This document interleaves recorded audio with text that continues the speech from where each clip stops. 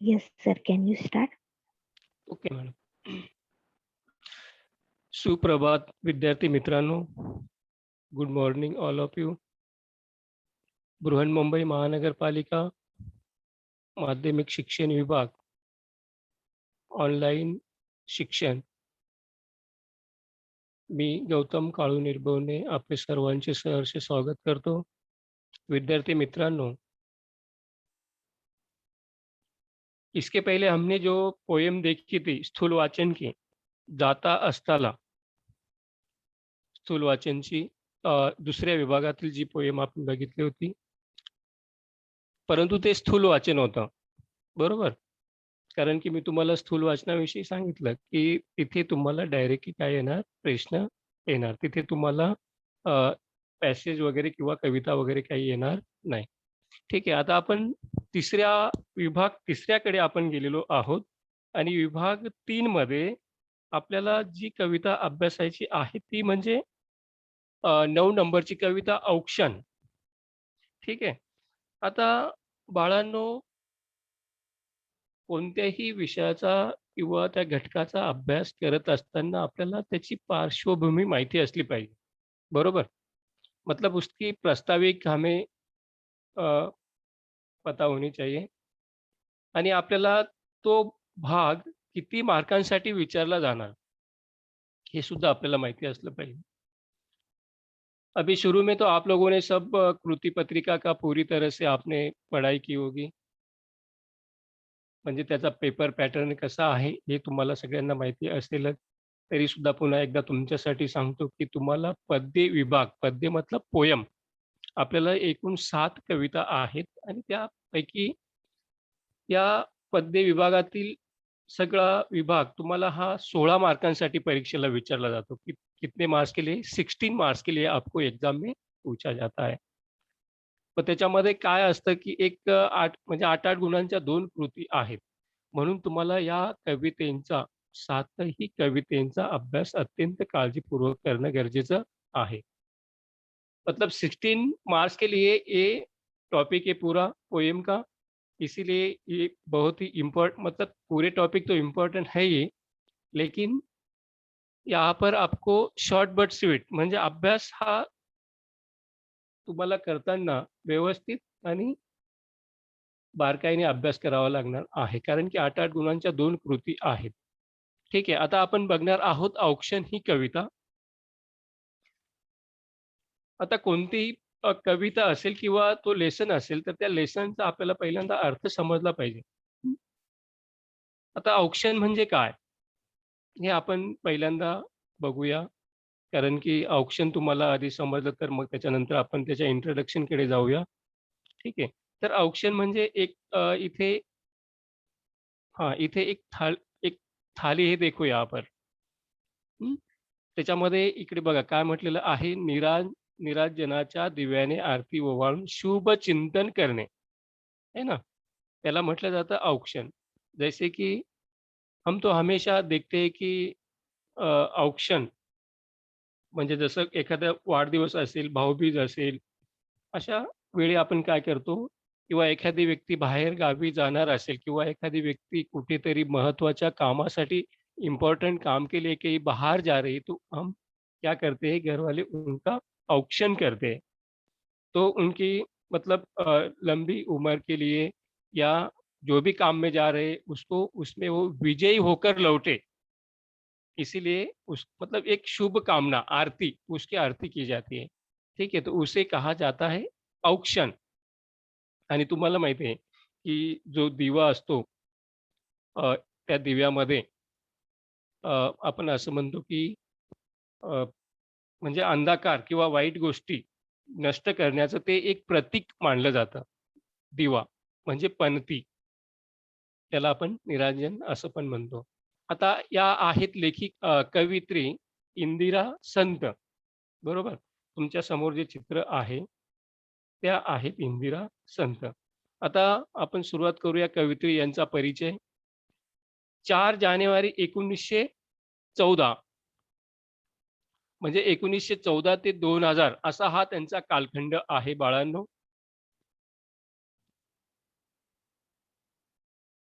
सुप्रसिद्ध कवयित्री, त्या स्वतः एक शिक्षिका सुद्धा होत्या.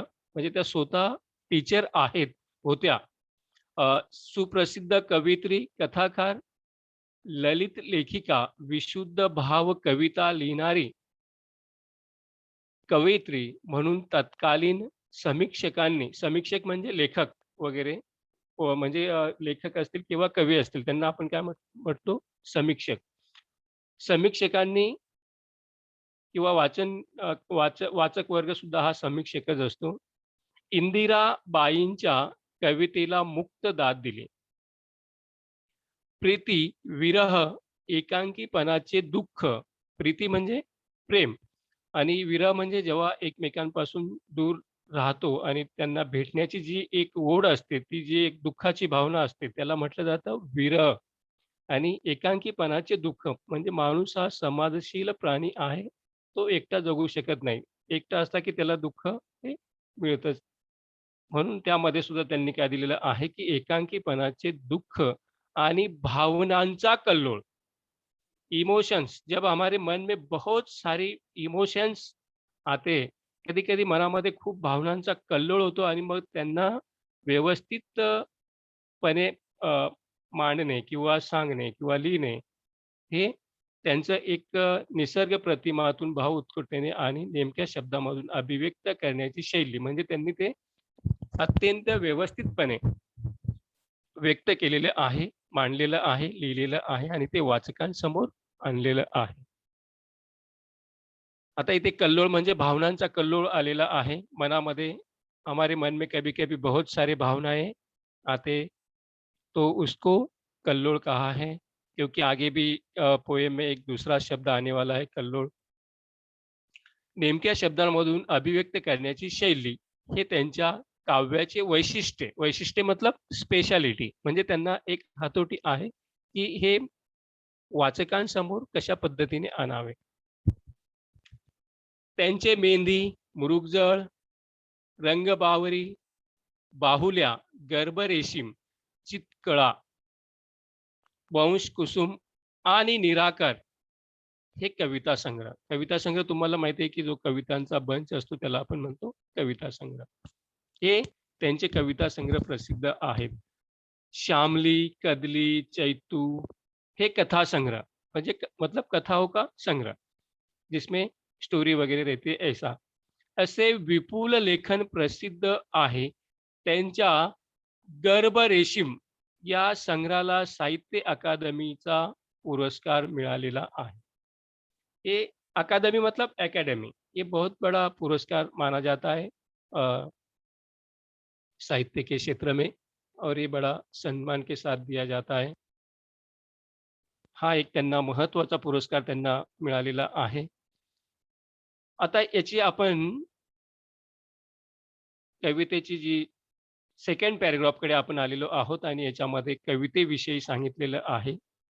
थोडक्यात त्याची एक प्रकारे सेंट्रल आयडियाच ती असते. सीमेवर लढाईला जाण्यासाठी सुसज्ज झालेल्या जवानाला साऱ्या देशवासियांकडून केले जाणारे हे औक्षण आहे. औक्षण करताना मनात येणाऱ्या विविध भावनांचे वर्णन कवितेने प्रस्तुत कवितेतून व्यक्त केले आहे. मतलब यहाँ पर क्या दिया है, कोई मतलब जब सैनिक, जवान मतलब सैनिक, जो हमारे बॉर्डर की रक्षा करते हैं, बॉर्डर की सुरक्षा करते हैं, सीमाओं की सुरक्षा करते हैं, ऐसा सैनिक जब तैयारी करके सुसज्ज होकर तैयारी करके जब वो बॉर्डर की रक्षा करने के लिए निकलता है, तब उस वक्त उसका औक्षण करते समय, मतलब जब उसकी आरती करते समय, उसका औक्षण करते समय हमारे देशवासियों के मन में जो भी भावनाएं आती है, उसके प्रति वो भावनाएं इस कविता में कवि ने लिखी है. समजलं? म्हणजे इथे त्या जवानाविषयी किंवा त्या सैनिकांविषयी कविता कवितेत कवीने लिहिलेलं आहे आणि त्याच्याविषयी भावना ज्या लोकांच्या मनामध्ये, सर्वसामान्य लोकांच्या मनामध्ये ज्या भावना आलेल्या आहेत, त्या इथे कवीने सांगितलेल्या आहेत. ठीक है?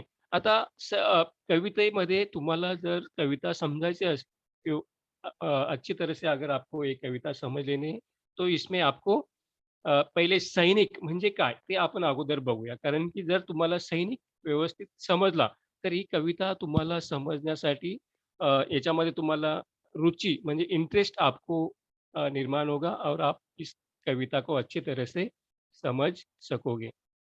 तो सबसे पहले अभी आपको पता है सैनिक मतलब कौन है, लेकिन फिर भी हमें सैनिक का थोड़ा-सा अच्छे से उसका क्या-क्या क्या कार्य है, उसका जीवन कैसा है, एक थोड़ा-सा हमें देखना है, ताकि आपको इस कविता में पढ़ने के लिए एक अच्छी आवड म्हणजे निर्माण तुम्हाला तयार होईल आणि ही कविता कायमस्वरूपी तुमच्या लक्षात राहील.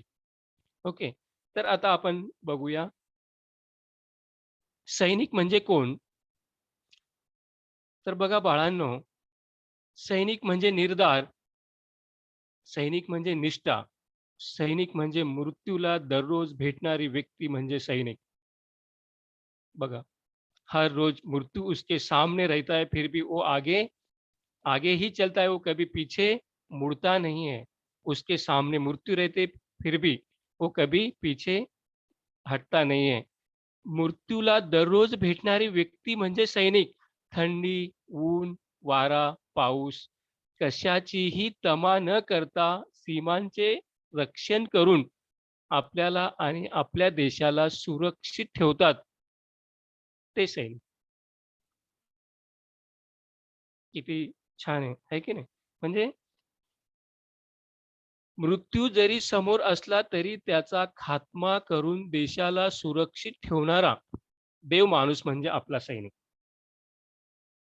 उसके सामने मृत्यू भी रही तो भी वो उसको डराकर, धमकाकर वो आगे चलता है और हमें और हमारे देश को सुरक्षित रखता है. ऐसा देव माणूस म्हणजे आपला सैनिक. आपण सुद्धा अभी देखो सियाचिन जैसे कुछ असा काही भाग असतो की त्या ठिकाणी सियाचिन सारखा जो प्रदेश आहे, थंडी, बर्फ, कोरडी हवा, प्रचंड थंडी.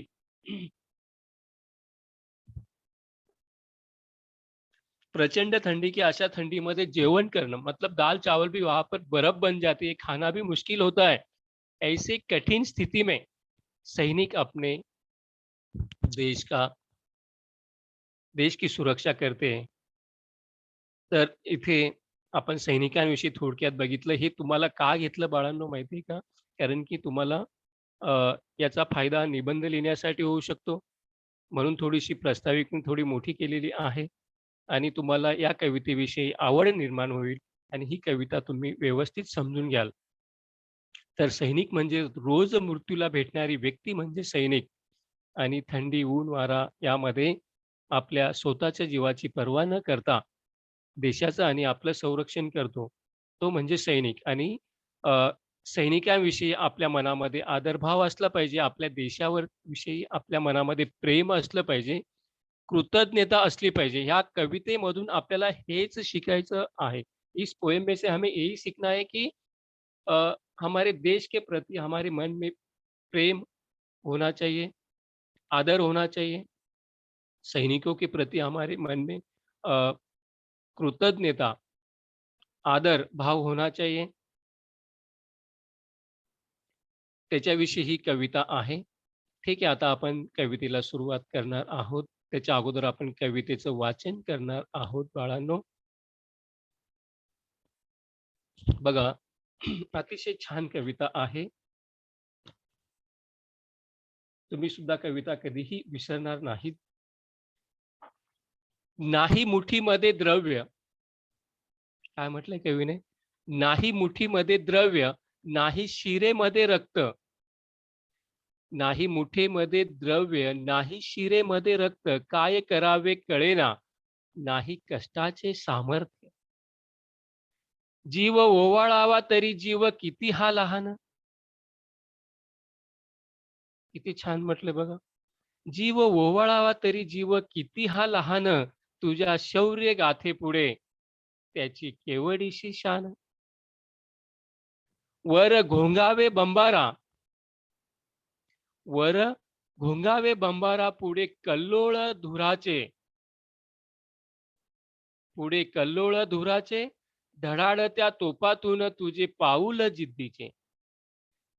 तुझ्या तुझी विजयाची दौड डोळे भरून पहावी. काय म्हटलंय कवीने? की तुझी विजयाची दौड डोळे भरून पहावी, डोळ्यातील आसवांची ज्योत ज्योत पाजळावी.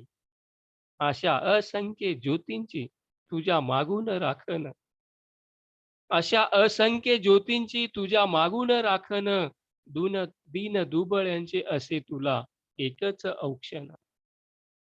दीन दुबळ्यांचे असे तुला एकच औक्षण. अशा पद्धतीने ही कविता आहे. आता इथे औक्षण म्हणजे काय आपण बघितलेलं आहे. कवितेचं आपण वाचन केलेलं आहे विद्यार्थी मित्रांनो.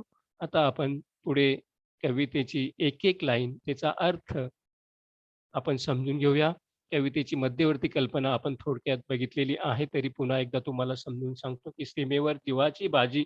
बघा इथे इथे निरंजनाचं म्हणजे एक बघा इथे हे जे ताट दिसतं तुम्हाला प्लेट आहे ना, त्याच्यामध्ये सगळं म्हणजे जे ओवाळण्यासाठी जे साहित्य लागतं ते सगळ्या प्रकारचं आहे. आपण त्याचं तोंड गोड करत असतो, त्याला ओवाळत असतो, आहे की नाही? त्याची आरती करत असतो आणि त्याला मतलब उसकी लंबी उम्र हो, वो ल मतलब वो क्या करे कि विजयी होकर लौटे, ऐसी एक भावनाएँ रहती है.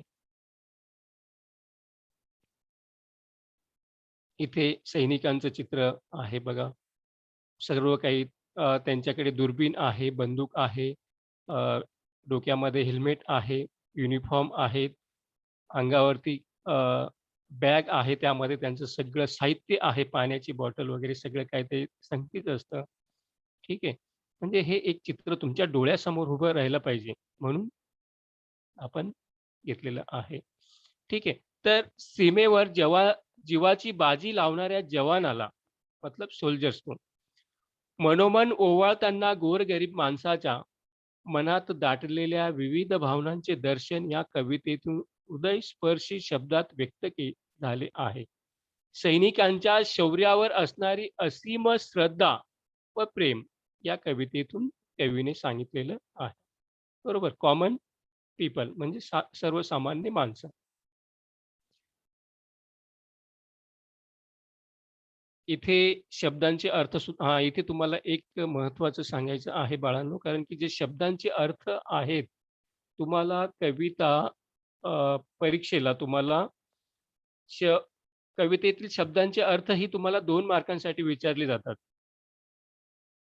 म्हणजे तुम्हाला 4 शब्द विचारले जातात. शब्दार्थ, हाफ मार्क्स के लिए 1 शब्द, उसका अर्थ अगर आप चारों शब्द के अर्थ लिखोगे तो आपको आउट ऑफ 2 मार्क्स मिलेंगे. म्हणून कोणतीही कविता अभ्यास करत असताना काय करा, त्यांचे शब्दांचे अर्थ सगळे लिहून घ्या आणि ते पाठांतर करा. ते वाचन करा, ते समजून घ्या त्यांचे आणि त्यामध्ये चुका करू नका लिहिताना. बरोबर? नाही आता आपण पहिल्या कडव्याकडे जाऊया. नाही मुठीमध्ये द्रव्य, नाही शिरेमध्ये रक्त, नाही मुठीमध्ये मूठ. मूठ मतलब मूठ म्हणजे काय? जेव्हा हाताचे 5 बोटं आपण एकत्र करतो, तेव्हा ती एक मूठ तयार होते, बरोबर? जब हम पाँचों उँगलियाँ एक साथ करते, पाँचों बोट जब एक साथ बनाते, तभी एक मूठ तयार होती है. द्रव्य, द्रव्य म्हणजे इकडे शब्दाचा अर्थ दिलेला बघा. द्रव्य म्हणजे पैसे, संपत्ती, धन, दौलत, संपत्ती त्याला इथे कवीने द्रव्य म्हटलेलं आहे. ठीक आहे. नाही शिरेमध्ये रक्त. शिरा म्हणजे वेन्स आहे ना, म्हणजे आपले जे रक्तवाहिनी जी असते त्याला आपण म्हणतो शिरा. नाही शिरेमध्ये रक्त, शिरा म्हणजे वेन्स किंवा रक्तवाहिनी, बरोबर. काय करावे कळेना, नाही कष्टाचे सामर्थ्य. सामर्थ्य म्हणजे शक्ती, बळ, ताकद, बरोबर. आता इथे खाली स्पष्टीकरण दिलेलं घेतलेलं आहे आपण, ते सुद्धा बघूया. सीमेवर शत्रूशी लढायला चाललेल्या जवानाविषयी कृतज्ञता व्यक्त करताना दीनदुबळी जनता त्याला उद्देशून म्हणते. आता इथे दीनदुबळी असा जो शब्द आलेला आहे बाळांनो, म्हणजे गरीब जनता. मतलब उसके पास सोल्जर्स को म्हणजे सैनिकाला देण्यासाठी त्याच्याजवळ काहीच नाही. परंतु तो त्याला खूप शुभेच्छा देऊ इच्छितो आणि त्याच्या विजयी होऊन येवो अशी तो त्याला शुभेच्छा देतो. आता इथे काय दिलेलं आहे? कृतज्ञता. कृतज्ञ मतलब अनेक शब्दांसाठी एक शब्द तुम्हाला ग्रामरमध्ये महत्त्वाचा आहे तो टॉपिक आपण पुढे घेणार आहोत. कृतज्ञ मतलब केलेल्या उपकाराची जाणीव ठेवणारा. किसी ने हमारे ऊपर एहसान किए तो उसकी हम क्या करेंगे त्याची उसको याद रखेंगे ऐसा. आणि त्यालाच विरुद्ध अर्थी शब्द आहे कृतज्ञ. हे 2 शब्द फार कन्फ्यूज करतात विद्यार्थ्यांना. लिहिताना सुद्धा फार चुका होतात. कधी तुम्हाला कारण हे प्रश्न शक्यतोवर परीक्षेला आतापर्यंत विचारली गेलेली आहेत. कृतज्ञ, कृतज्ञ हं. तर कृतज्ञ मतलब केलेल्या उपकाराची जाणीव न ठेवणारा. जिसे हम क्या बोलते हैं एहसान फरामोश. त्याला आपण म्हणतो कृतज्ञ. केलेल्या उपकाराची जाणीव न ठेवणारा म्हणजे कृतज्ञ. दोन्ही शब्द लिहून घ्या आणि लक्षात असू द्या. हां, आमचे तुझ्यावरील प्रेम करण्यासाठी आमच्याकडे धन दौलत नाही. मुठी-मुठीतून तुझ्यावर दौलत उधळावावी. हमें मतलब बहुत कुछ तुझ पर निछावर कर देंगे ऐसा हमारे मन में है. म्हणजे तुझ्यावरती आम्ही खूप धन दौलत उधळावी असे आम्हाला वाटते. पण अशी स्थिती आमची नाही. आमच्या रक्तवाहिन्यामध्ये पुरेसे रक्तही नाही. हे सैनिका, तुझे कौतुक कसे करावे ते कळत नाही. आमच्या कष्टाचे बळही नाही. म्हणजे आमच्याकडे ते सामर्थ्यही नाही. सामर्थ्य म्हणजे ताकद. इथे दिलेले बघा शब्द सामर्थ्य म्हणजे शक्ती किंवा ताकद. ठीक आहे. तर तुम्हाला पहिल्या 4 ओळींचा अर्थ तुम्हाला समजला बाळांनो, की मुठीमध्ये आमच्याकडे द्रव्य नाही. आमच्या शिरांमध्ये अ, रक्तवाहिन्यांमध्ये रक्त नाही आणि आम्हाला काही कळत नाही, की तुझ्यासाठी खूप काही करावं असं वाटतं. परंतु आमच्याकडे आमची तशी स्थिती नाही. दुसऱ्या पॅराग्राफकडे आपण गेलेलो आहोत. बघा, अतिशय सुंदर असा पॅराग्राफ आहे. जीव ओवाळावा तरी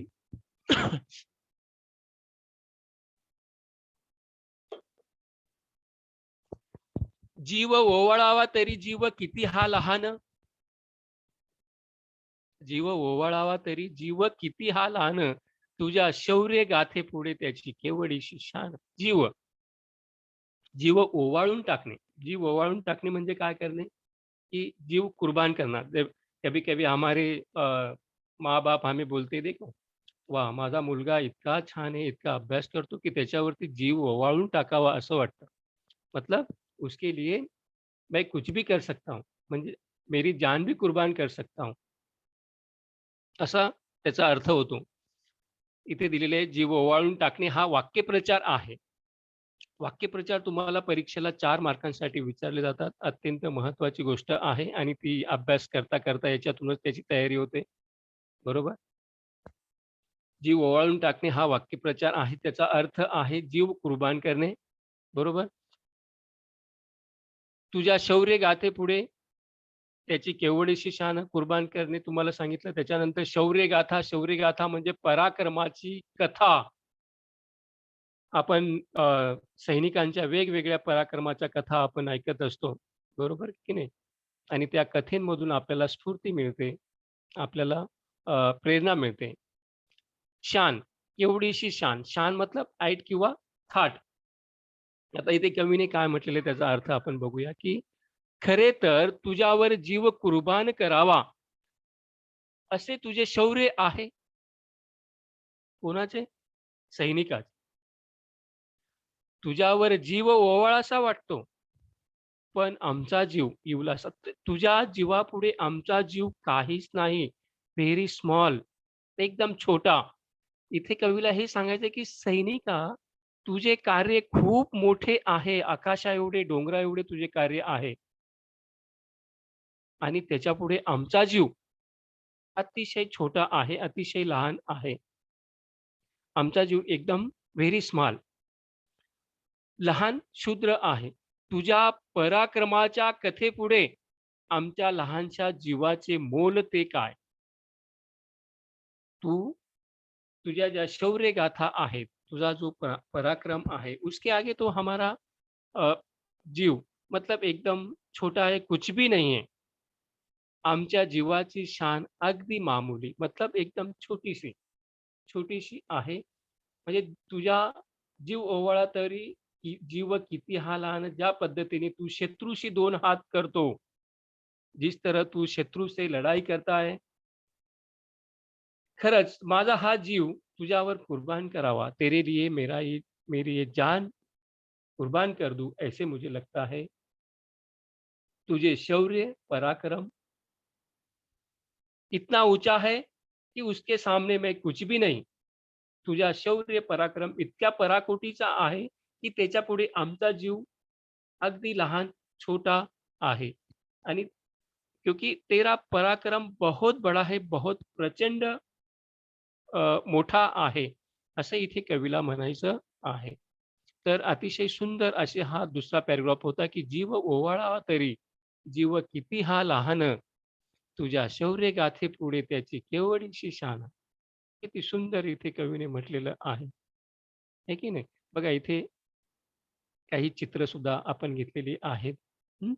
ते एवढ्यासाठी की तुमच्या पुढे डोळ्यापुढे एक प्रकारे सैनिकांचं चित्र तुमच्या डोळ्यासमोर उभं राहावं. आता पुढे काय दिलेलं आहे बघा. अ, क हे सुद्धा जीव वर घोंगावे बंबारा. बाळांनो लक्षपूर्वक ऐका. आता हा पॅराग्राफ वाचल्यानंतर, हे कडवं वाचल्यानंतर तुमच्या डोळ्यापुढे एक प्रकारचे चित्रच उभं राहणार बघा. तुम्ही बॉर्डर सिनेमा बघितला असेल किंवा तुम्ही टीव्हीमध्ये कधी-कधी युद्धाचा प्रसंग बघितलेला असेल, त्यावेळची स्थिती कशी असते? उस वक़्त का जो समय रहता है, वो कैसे रहता है? वो यहाँ पर कवि ने बताया है कि वर घोंगावे बंबारा पुढे कल्लोळ धुराचे, धडाडत्या तोफातून तुझे पाऊल जिद्दीचे. शब्दार्थ दिलेले आहेत बघा, ते लिहून घ्या. घोंगावे मतलब प्रचंड आवाज येणे. इथे खाली बघा तोफा आहेत, बंदुका आहेत, विमानं आहेत. हं. म्हणजे लढणारी विमानं आहेत आणि जेव्हा युद्धाचा ज्यावेळी प्रसंग असतो, त्यावेळी तिथे भरपूर धूर, प्रचंड आवाज, बंदुकींचा आवाज, विमानांचा आवाज, हं, बॉम्ब फुटण्याचा आवाज, अ, मतलब गोळी फायरिंग, बॉम्बस्फोट त्यांचा कल्लोळ, वो पूरा माहौल ऐसा तैयार हो जाता है कि वो देखकर हमें डर लगता है, लेकिन फिर भी हमारे सैनिक डरते नहीं है, वो आगे चलते हैं. मैंने पहले ही कहा कि जो हर रोज मृत्यु हमारे सामने है, फिर भी उसको डरता नहीं, वो आगे-आगे चलता रहता है, उसे कहा जाता है सैनिक. घोंघावे म्हणजे प्रचंड आवाज येणे. बंबारा, बंबारा मतलब गोळीबार, फायरिंग, बॉम्ब स्फोट. उसकी आवाज़ आपने देखी नहीं लेकिन सुनी है हमने भी कि कैसे उसकी आवाज़ रहती है. बंबारा म्हणजे गोळीबार करणे, फायरिंग करणे. कल्लोळ, धुरांचे.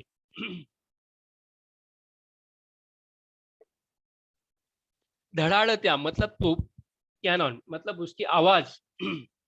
तोफांचा आवाज, तोफांची फायरिंग आणि वरती आकाशातून आपल्या डोक्यावरती एक प्रकारे जसे घिरट्या घालणारे ते विमान असतात, त्यांचा आवाज, कुठून बॉम्ब आपल्यावरती पडेल, कुठून गोळी आपल्यावरती निशाणा साधेल, हे सांगता येत नाही. कब मृत्यू हमें कब आएगा, ये भी हमें पता नहीं.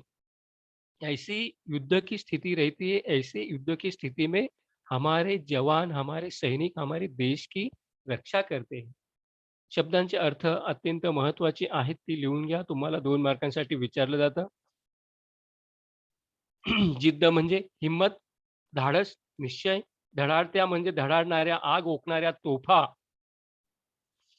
इथे तरीसुद्धा ओळींचे स्पष्टीकरण केलेलं आहे मी. तरीसुद्धा आपण एकदा बघूया, की युद्ध प्रत्यक्ष होताना तुझ्या डोक्यावर लढाऊ विमाने घोंघावतात.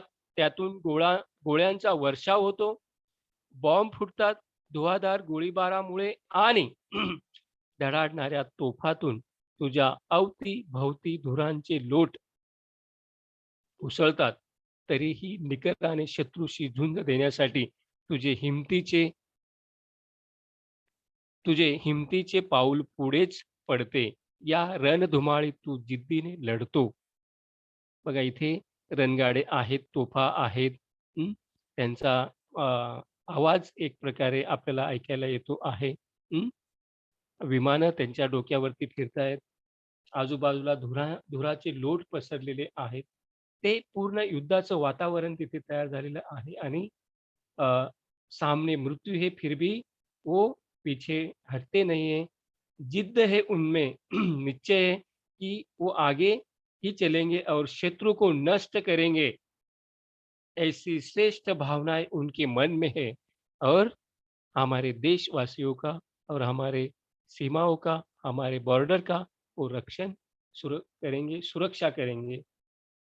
ऐसी ये युद्ध की स्थिति है और कवि ने यहाँ पर बहुत ही अच्छे से यहाँ पर कवि ने अपने शब्दों में लिखा है की किती कशा पद्धतीचं ते वातावरण असतं आणि अशा स्थितीमध्ये हा सैनिक लढतो. तर अशा सैनिकांविषयी आपल्या मनामध्ये खरोखर आदर असला पाहिजे. आपल्यासाठी ते देवच असले पाहिजे. कारण त्यांच्यामुळेच आज आपण सुरक्षित राहतो. पुढे दिलेलं आहे. पुढच्या ओळीचं आपण स्पष्टीकरण बघणार आहोत बाळांनो. काय दिलेलं बघा पुढे. तुझी विजयाची दौड डोळे भरून पाहावे. डोळ्यातील आसवांची ज्योत ज्योत पाजळावी. दौड, दौड मतलब धाव, विजयी होकर आना. विजयासाठी, विजय मिळवण्यासाठी धावणे. दौड म्हणजे धाव. डोळे भरून पाहणे हा वाक्यप्रचार आहे. डोळे भरून पाहणे म्हणजे काय? समाधान होईपर्यंत पाहणे.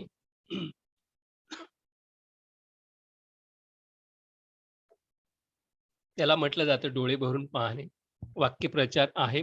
मुहावरा. मैंने कहा कि आपको 4 मार्क्स के लिए पूछे जाते हैं मुहावरे और ये बहुत इम्पोर्टेंट है आपकी स्कोर बढ़ाने के लिए। यहाँ पर आपको आउट ऑफ मार्क्स मिलते हैं मुहावरे में, मतलब वाक्यप्रचार में. आणि बऱ्याच वेळा विद्यार्थी बरेचसे विद्यार्थी फक्त अर्थ लिहितात आणि त्याचा वाक्यात उपयोग करत नाहीत. मग त्याला तिथे एकच मार्क्स मिळतो आणि काही विद्यार्थी त्या अर्थाचा वाक्यात उपयोग करतात, म्हणजे उलट करतात. तर वाक्यप्रचार कशा पद्धतीने लिहायचे ते तुमच्या शिक्षकांकडून एकदा समजून घ्या, क्योंकि ये भी बहुत इम्पोर्टंट टॉपिक है. डोळे भरून पाहणे म्हणजे समाधान होईपर्यंत पाहणे असा त्याचा अर्थ होतो. आसवे, आसवे मतलब अश्रू. पाजळावी म्हणजे पेटवावी. ज्योत मतलब हमारे आँखों में जो आँसू आते हैं उसे कवि ने ज्योत कहा है. म्हणजे ज्योत पेटवावी असं कवीने म्हटलेलं आहे. काय म्हटलेलं आहे बघा. जो पाजळणे म्हणजे लावणे किंवा टू किंडल ज्योत लावणे. तुझा पराक्रम, तुझे शौर्य आम्हाला डोळे भरून बघायचे आहे. रक्षण करणे म्हणजे सुरक्षा करणे.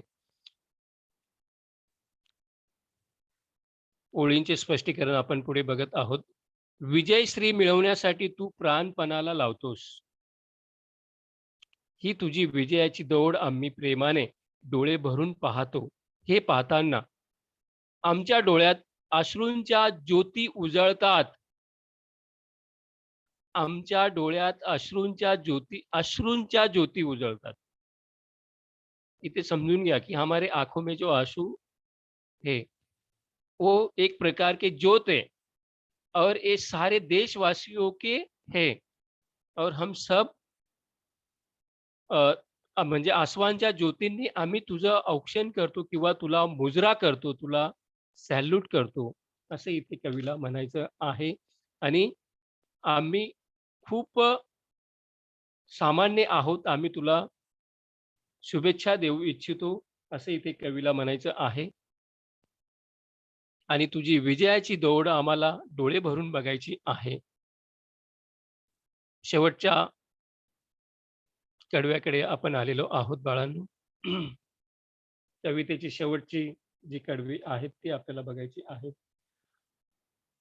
अशा असंख्य ज्योतींची तुझ्या मागून राखण.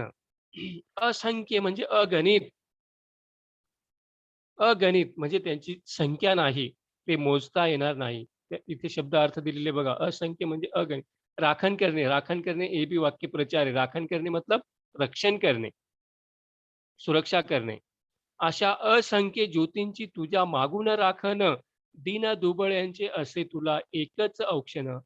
काय म्हटलं इथे त्यांनी, की अ, आम्ही खूप सामान्य आहोत परिस्थितीने, सामर्थ्याने, पण हो, तुझ्या दीर्घ आयुष्यासाठी आम्ही प्रार्थना करतो आणि तुला आम्ही मनापासून औक्षण करतो आणि तू विजयी होऊन येवो, ही आमची तुला मनापासून शुभेच्छा आहे. आम्ही तुला धन, दौलत, संपत्ति मैं तुझे कुछ नहीं दे सकता और मैं वो मुझ में देने के लिए ऐसा कुछ है भी नहीं।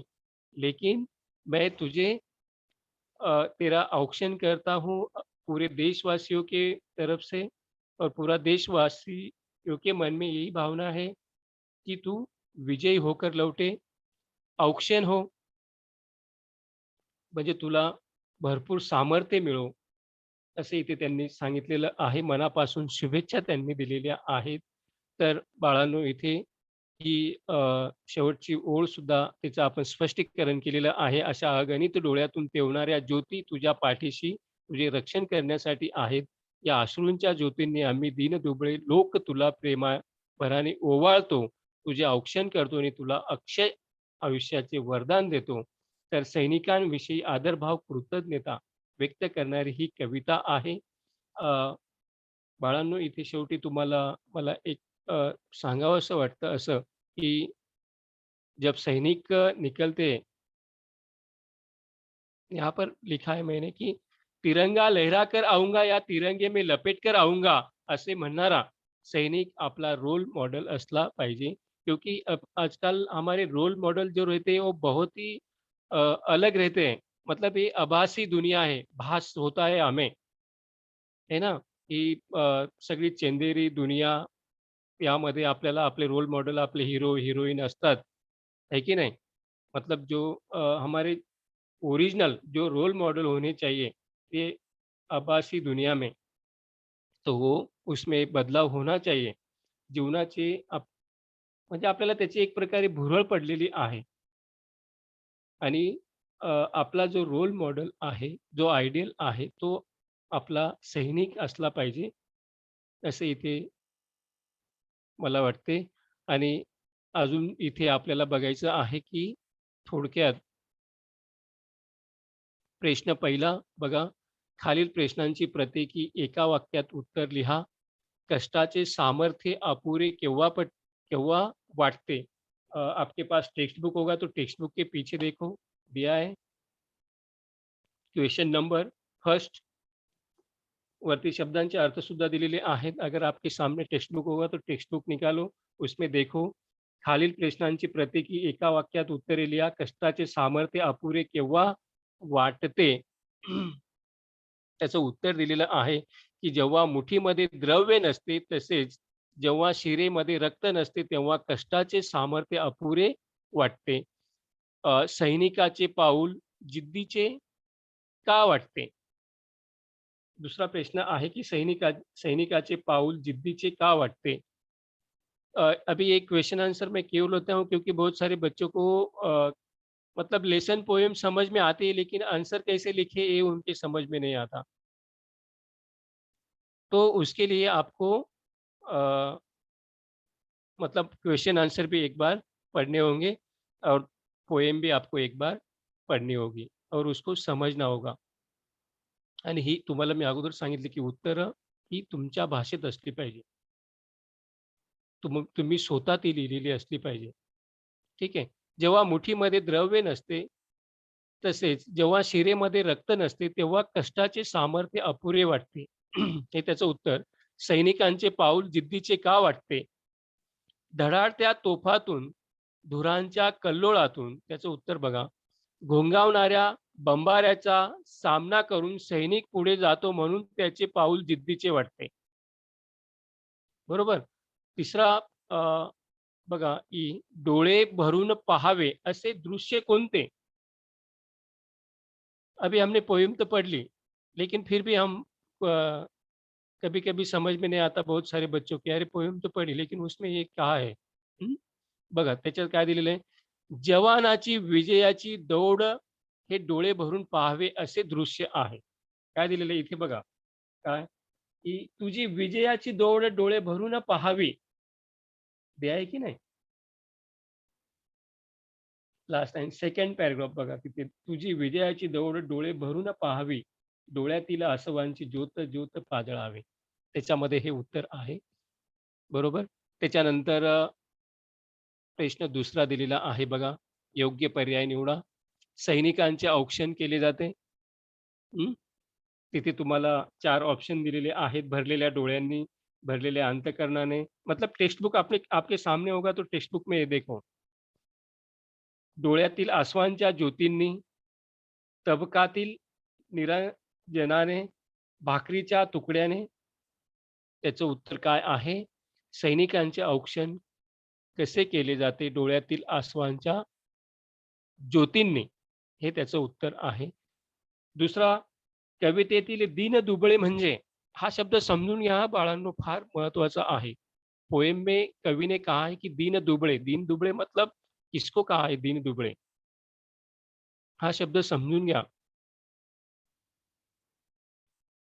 आणि इथे तुम्हाला एक गोष्ट सांगायची राहिली, की दीन, दीन इथे दीन म्हणजे एक मिनिटं जरा तुम्हाला कुठेतरी तो शब्द मी घेतलेला आहे. हां, इथे दिलेलं आहे बघा दीन. दीन म्हणजे दिवस आणि दीन मतलब गरीब. दोनों शब्द में फरक है. ऱ्हस्व आणि दीर्घ याकडे लक्ष असू द्या. दीन, द ला पहिली विलांटी दीन. दीन का मतलब होता है दिवस और दीन त्याला द ला दुसरी विलांटी दिलेली आहे दीन. ऱ्हस्व दीर्घ दोघांमध्ये फरक आहे. ऱ्हस्व दीर्घ मी तुम्हाला ग्रामरच्या वेळेस सांगणारच आहे. परंतु हे शब्द लक्षात घ्या. दीन का मतलब होता है गरीब और दिन का मतलब होता है दिवस. तो ये भी ध्यान में रखो. ठीक आहे. आपण पुन्हा थोडंसं आपल्याकडे वेळ आहे तर आपण बघूया. कवितेतील दीनदुबळे म्हणजे कष्टाचे पैसे नसलेले, सैनिकांबरोबर लढणारे, शारीरिकदृष्ट्या सक्षम नसलेले, सैनिकांच्या कार्याचा अभिमान बाळगणारे देशवासी. कवितेतील दीनदुबळे म्हणजे सैनिकांच्या कार्याचा अभिमान बाळगणारे देशवासी. हे त्याचं उत्तर. ठीक आहे. आता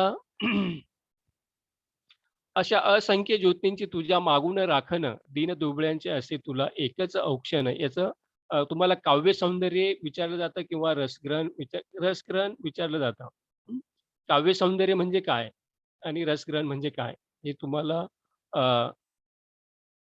हा एक प्रश्न वाचल्यानंतर 2 मिनिटात तुम्हाला समजेल, की औक्षण म्हणजे ओवाळणे, सीमेवर लढायला जाण्यासाठी सुसज्ज झालेल्या जवानाला साऱ्या देशवासियांतर्फे केले जाणारे हे एक औक्षण आहे. त्या क्षणी मनात दाटून येणाऱ्या विविध भावभावना कवयित्री इंदिरा संत यांनी या कवितेत व्यक्त केल्या आहेत. प्रस्तुत ओळीमध्ये कवयित्रीने डोळ्यांना निरांजनाची तर अश्रूंना निरांजनातील ज्योतींची उपमा देऊन सैनिकांच्या रक्षणासाठी देशवासियांच्या असंख्य डोळ्यातील असंख्य ज्योती त्याचे जणू औक्षण करत आहोत. अशी कल्पना येथे केलेली आहे.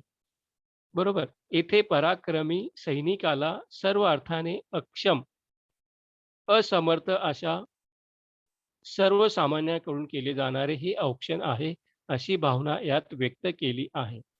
द्रव्यहीन, सामर्थ्यहीन असूनही सैनिकांप्रती कृतज्ञता व्यक्त करणाऱ्या सर्वसामान्यांचे नेमके या ओळीतून वर्णन केलेले आहे. तर अशा पद्धतीने ही कविता आपण बघितलेली आहे बाळांनो. ही कविता तुम्हाला समजली असेल, अशी मी अपेक्षा करतो. मी माझ्या परीने तुम्हाला कविता पूर्णपणे सोप्या भाषेत समजून सांगण्याचा प्रयत्न केलेला आहे आणि तुम्ही सुद्धा पुन्हा एकदा त्यांचे शब्द अर्थ बघा, सोमत बघा. सोमत व्यवस्थित लिहिण्याचा प्रयत्न करा. एक प्रश्न तुम्ही 2-2, 3-3, 4-4 वेळा लिहून काढण्याचा प्रयत्न करा. तुम्हाला परीक्षेला कोणतीही अडचण येणार नाही. अत्यंत महत्त्वाचा टॉपिक आहे. तुम्हाला मी सांगितलं की 16 मार्क्स के लिए पोएम है. 16 मार्क्स 16 मार्कांसाठी आहे आणि 7 कविता आहेत. 7ही कविता, कवितेचे शब्दार्थ, त्यांचे प्रश्नांची उत्तरं, त्याच्यावरती येणारे सहमत, हे सगळं तुम्हाला लिहिता आलं पाहिजे. धन्यवाद.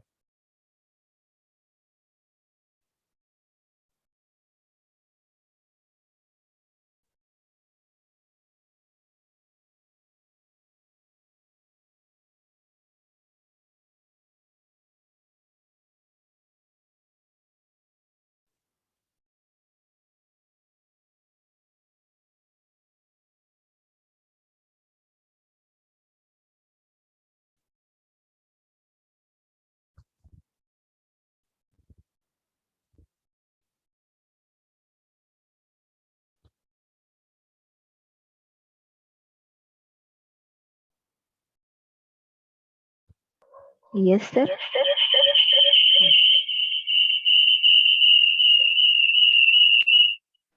Thank you madam. Hello. Hello. Thank you madam.